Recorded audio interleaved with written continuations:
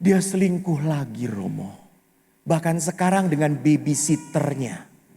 Kenapa kok sedang hidup meributkan tidur, meributkan istirahat, nanti juga RIP. Allah tidak pernah meminta prestasi. Saya ingin keluarga yang sakinah warohmah. Semua gang saya muslim adalah muslim garis keras. Gangnya ditutup.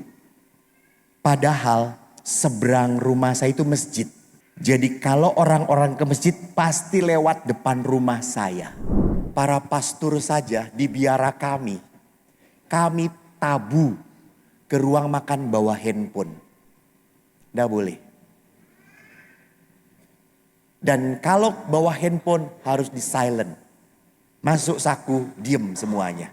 Ngobrol. Bicara. Tetapi pada saat para pastor pun tidak bisa saling bicara dengan pastor lain. Di situ tidak ada yang namanya kekeluargaan. Keluarga itu adalah komunitas gereja kecil. Mini eklesia, gereja kecil. Harus ada komunitasnya. Maka bagaimana supaya saya bisa belajar untuk apa? Menjadi sebuah gereja kecil. Nanti saya perlihatkan. Tantangan dari hidup perkawinan sekarang adalah apa? Kita memperlakukan relasi dengan pasangan seperti memanfaatkan barang. Kalau menyenangkan masih saya rawat. Kalau sudah tidak menyenangkan saya lupakan. Hati-hati. Seringkali pasangan pun dilupakan. Maaf. Pelayanan bisa menjadi sebuah pelarian. Hati-hati. Anda tidak betah dengan pasangan, lalu pelayanan di mana-mana. Lupa pelayanan yang paling dasar dan utama adalah mana? Itu keluarga dulu. Urusi keluargamu dulu. Bahkan Rasul Paulus mengingatkan, tidak bisa para pelayan seorang ayah kalau tidak bisa mengepalai keluarganya. Bagaimana mungkin dia bisa mengepalai jemaat? Lakukan komunitas kasih itu di dalam keluarga dulu. Di dalam keluarga. Baru nanti membual rasa pelayanan itu. Maka hati-hati, tantangannya seringkali suami memanfaatkan istri untuk kesenangan dirinya. Atau sebaliknya, istri memanfaatkan suami untuk kesenangan dirinya. Saya pernah mendengar dari seorang perempuan, lucu, mamanya ngomong, anak muda, Romo, dia sedang pacaran Romo. Lalu perempuan itu ngomong apa? Saya gak pacaran kok, dia supir saya. Hati-hati. Anak-anak muda sekarang mudah sekali memanfaatkan. Tantangan hidup modern adalah apa? 1, budaya kenyamanan. Orang cari nyaman, orang cari pena. Saya tidak mau repot. Maka lihat, kalau suruh cari ketua lingkungan, gampang atau susah? Susah. Maka ketua lingkungan itu pasti seumur hidup sampai mati.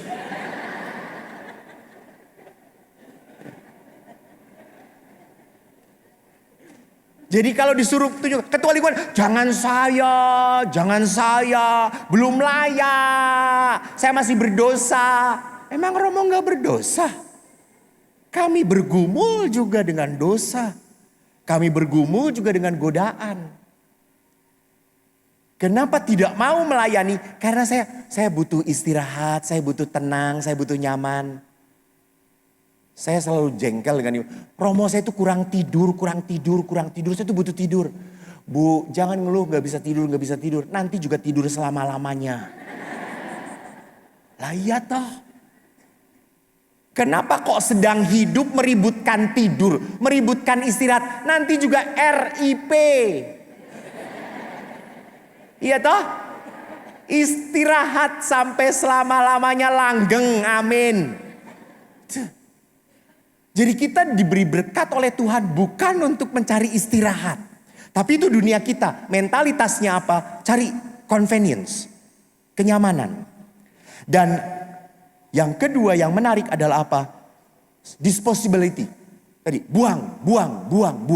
Saya sudah tidak pakai, buang. Sudah tidak menyenangkan saya, buang. Tidak menarik, buang. Ketegangan yang timbul sekarang di dalam relasi adalah budaya individualistis. Saya hanya memikirkan diri sendiri. Saya pernah didatangin oleh seorang ibu. Dan dia bertanya, Romo, kalau dengan perkawinan saya sudah tidak bahagia lagi. Saya sudah tidak tahan. Saya sudah kecewa. Saya sudah menyerah. Apa yang harus saya lakukan, Romo? Saya berkata, bertahan. Bertahan. Bapak Ibu, ingat bukan hanya Anda yang kecewa dengan perkawinan. Bukan hanya Anda yang tersakiti di dalam perkawinan. Bukan hanya Anda. Ya Pak, kalau ibu begitu menyakiti, bukan hanya bapak yang tersakiti. Kalau Anda merasa keluarga saya itu Romo hancur, tidak sendirian, banyak yang seperti itu. Allah hanya minta apa? Setia dan bertahan. Allah tidak pernah meminta prestasi. Saya ingin keluarga yang sakinah warohmah.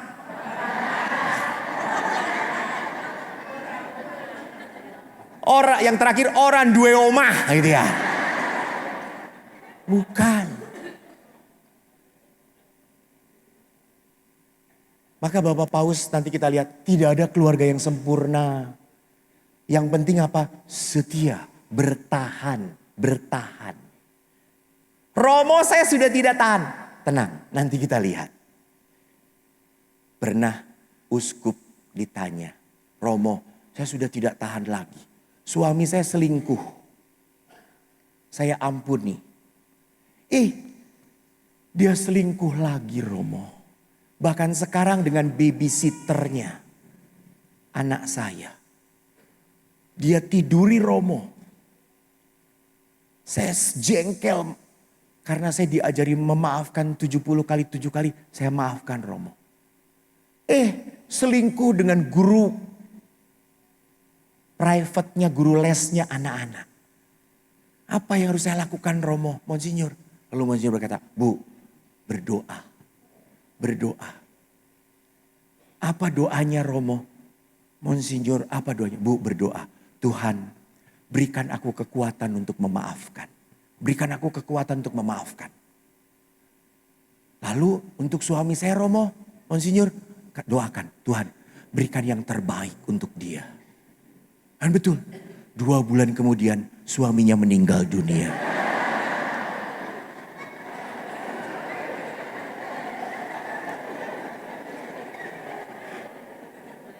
Ya, yang terbaik. Dia tidak mendoakan supaya meninggal, yang terbaik. Jadi Bapak Ibu, mari kita lihat Bapak Suci prihatin. Kenapa prihatin? Bahwa seringkali banyak orang terkurung dalam kepentingan diri sendiri. Tidak mau beranjak keluar untuk memberkati. Maka katekismus Gereja Katolik mengajarkan bagus sekali. Tuhan menciptakan segala sesuatu untuk manusia. Betul atau tidak? Betul. Tetapi manusia itu sendiri diciptakan untuk melayani siapa? Saya ulangi. Karena beberapa tertidur. Tuhan menciptakan segala sesuatu untuk siapa? Tetapi manusia itu sendiri diciptakan Tuhan untuk lihat, melayani Allah. Bukan melayani diri sendiri. Melayani Tuhan. Saya diciptakan untuk kemuliaan Tuhan. Saya diciptakan oleh Allah untuk membawa berkat, keselamatan, kebaikan bagi pasangan saya. Maka kalau saya membawa kebaikan, berkat bagi pasangan saya butuh berkorban atau tidak? Ya, butuh berkorban. Butuh kecewa atau tidak? Betul. Maka bersyukurlah. Kalau Anda banyak kecewa dengan hidup perkawinan, Anda masuk surga. Yang penting setia, bukan aminnya.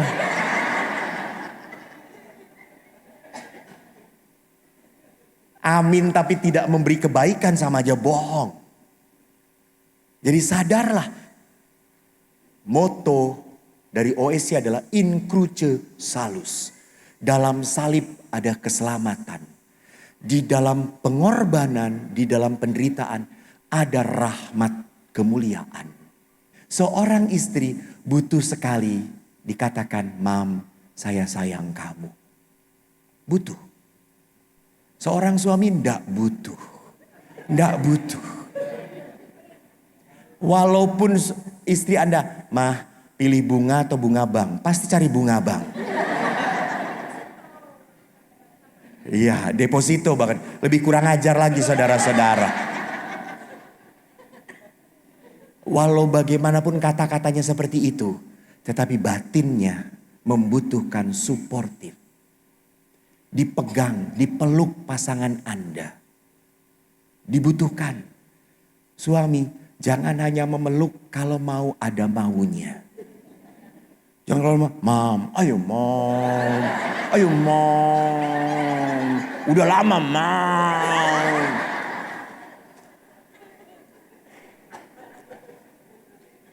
Peluklah, tanpa mau, tanpa punya keinginan untuk melakukan hubungan seksual. Peluk, peluk, peluk, butuh. Anda laki-laki enggak butuh, betul, istrimu butuh. Istrimu membutuhkan. Dan para suami, kalau para istri ke tempat yang baru, harus siap-siap jadi fotografer istri Anda. Dan tolong kalau moto istri Anda jangan kelihatan gendut.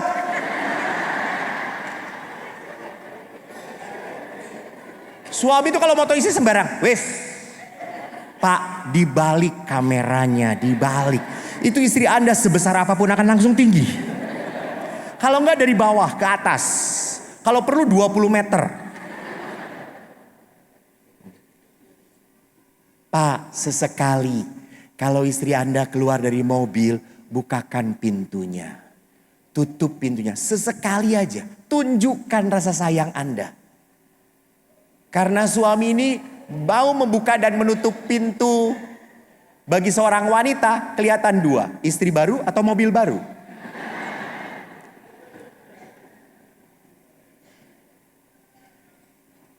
Jadi saya menekankan suportif, apresiatif. Lihat, apa? Menghargai setiap pengorbanan pasangan. Hargai. Jangan mengatakan koyo ngono wae. No. Maka kenapa Paulus mengatakan terima kasih? Itu apresiasi. Kalau suami Anda kasih gaji kepada Anda, jangan katakan kok sakmin nih. Kurang.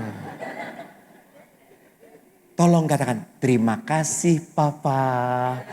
Kau sudah mencurahkan tenaga dan darahmu untuk keluarga. Iya toh Pak? Iya. Cos. Bener. Langsung suami, rungokke. Apresiatif, perlu dihargai. Sama, anak Anda pun perlu disupport, perlu dihargai. Tolong, jangan hanya melihat kamu raiso ini, kamu bandel. Ingat, di saat Anda banyak melemparkan negatif kepada anak Anda, akan jadi seperti itu. Karena Anda melemparkan kata-kata buruk. Tetapi pada saat Anda melemparkan berkat, anak Anda akan terberkati. Support, afirmasi, hargai, optimis. Dan Bapak Ibu yang terkasih, bagaimana akhirnya hidup keluarga dipanggil untuk menjadi berkat juga. Lewat pertama apa? Teladan. Saya di gang rumah saya, Katolik cuma sendirian. Semua gang saya Muslim. Dan Anda tahu Jawa Barat adalah Muslim garis keras. Tapi kenapa kalau di rumah saya ada persekutuan doa, ada Legio Maria, misa, gangnya ditutup. Padahal seberang rumah saya itu masjid. Jadi kalau orang-orang ke masjid pasti lewat depan rumah saya. Kalau kami buat misa, gang itu ditutup. Tidak ada satupun yang protes. Why? Karena tetangga saya tahu. Ibu bidan baik. Ibu bidan baik banget. Ibu saya orang Mount Island. Ayah saya Clayton. Kami orang Amerika. Kok ketawanya menghina ya? Emang Amerika semua putih? Aku Amerika coklat coy. Ibu saya Muntilan. Bapak saya Klaten.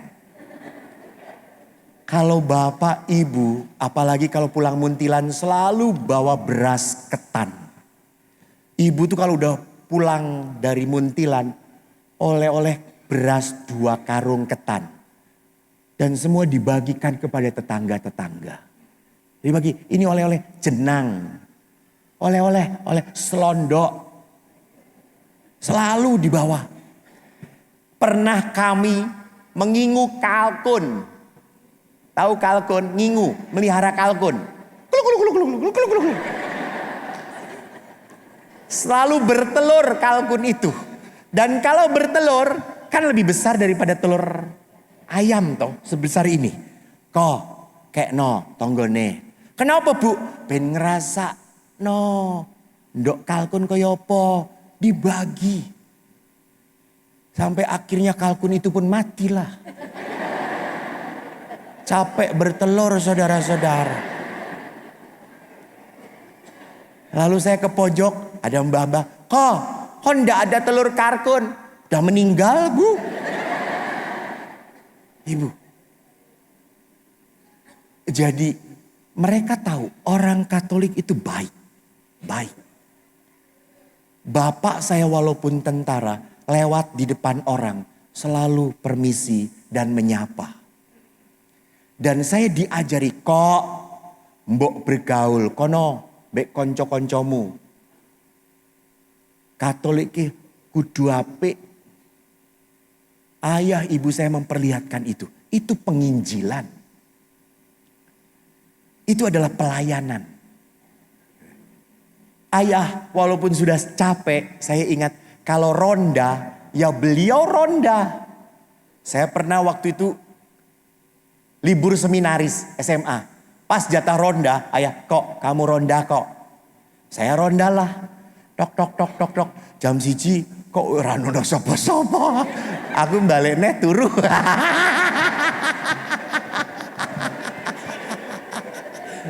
Kata ayah ini ada. Rupanya ndak ada, kata saya itu. Jadi lihat di sini keterlibatan. Dan yang menarik adalah apa? Di dalam hidup berkeluarga, saya begitu kagum cinta ayah dengan ibu. Bapak ibu tahu, sampai maut memisahkan, iya atau tidak? Rupanya sampai maut ayah saya bersatu dengan ibu. 4 bulan yang lalu ayah saya meninggal dunia. Waktu beliau hari Jumat masuk ICU, saya di WA oleh adik saya, Mas, ayah sakit. Ayah masuk ICU. Lalu saya berkata, wah, saya baru pulang Senin. Lalu saya cari panitia, tolong saya pulang Sabtu, tugas saya sudah selesai. Ya Romo, padat sekali. Lalu akhirnya malam hari saya digedor, Romo ada penerbangan. Saya sedang di Kupang. Saya sedang seminar di Kupang. Ada penerbangan ke Jakarta Romo. Oke, saya ambil. Minggu pagi saya di bandara, saya telepon adik saya. Dek, kumpul bersama-sama ayah, video call. Panggil pasanganmu, panggil anak-anak. Kumpul. Lalu saya lihat di video call, ayah sudah pakai apa? Ventilator. Lalu alat di mana-mana. Saya berkata, ayah, ini Eko. Jangan pergi dulu. Ayah harus minta maaf pada Eko.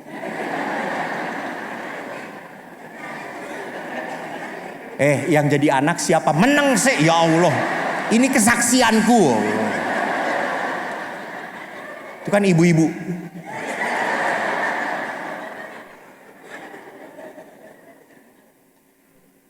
Memang saya sebelum ke Kupang, saya ke rumah ayah. Saya selalu, kalau ketemu ayah selalu berpelukan. Ayah selalu begini, halo, kami pelukan. Setelah saya bisa memaafkan ayah. Lalu akhirnya ayah, saya masih mau memeluk ayah. Tunggu. Ayah harus minta maaf pada Eko. Karena ayah banyak melukai Eko. Eko luka batin pada ayah. Tapi Eko juga harus minta maaf pada ayah. Tungguin. Lalu saya berdoa, selesai. Saya naik pesawat, kan mati handphone. Sampai Jakarta, tiba-tiba WA adik saya. Ayah makin drop. Waduh, kata saya. Lalu saya telepon adik saya. Dik, kumpul lagi, berdoa lagi. Ayo kita berdoa. Saya kumpulkan mas, dimatikan handphone. Tiba-tiba dalam hati saya berpikir, apa? Jangan egois. Tiba-tiba saya kok, oke, baik. Lalu saya buka handphone, ayah sudah makin lelah. Lalu saya berkata, ayah, gak perlu nunggu Eko. Kalau ayah sudah tidak kuat, jalan, gak apa-apa. Eko minta maaf. Maaf. Eko sering nyakiti ayah. Ayah, saya bangga punya ayah seperti ayah. Saya bisa jadi pastor karena saya anak ayah. Saya pastor, biarkan Eko memberi berkat ya pada ayah. Saya berkatin, saya tutup. 1 menit kemudian adik saya berkata, ayah sudah meninggal. Padahal kerinduan saya mendampingi ayah sampai mati. Ya sudah. 2 jam kemudian saya sampai rumah sakit. Lalu saya lihat ayah sudah tidak bisa apa-apa, terbaring karena sudah meninggal. Lalu saya berkata pada adik, saya mau mandiin ayah. Lalu adik-adik, saya juga, ayo. Lalu saya mandiin ayah, masih bisa bercanda. Ayah, dulu ayah mandiin Eko pakai air hangat. Sekarang Eko mandiin ayah pakai air dingin. Biar kedinginan. Saya masih mandiin ayah. Tetapi saya menangis akhirnya. Pada saat saya memeluk ayah, ayah tidak memeluk saya. Itulah kehidupan. Jangan sampai menyesal. Kalau Anda mau berbuat baik, mumpung dia masih hidup. Ingat, waktunya tidak bisa kita duga. Anda sakit, Anda kecewa, jangan hidup perkawinanmu diatur oleh sakit kecewa. Bukan. Diaturlah oleh apa? Kehendak Tuhan, oleh cinta Tuhan.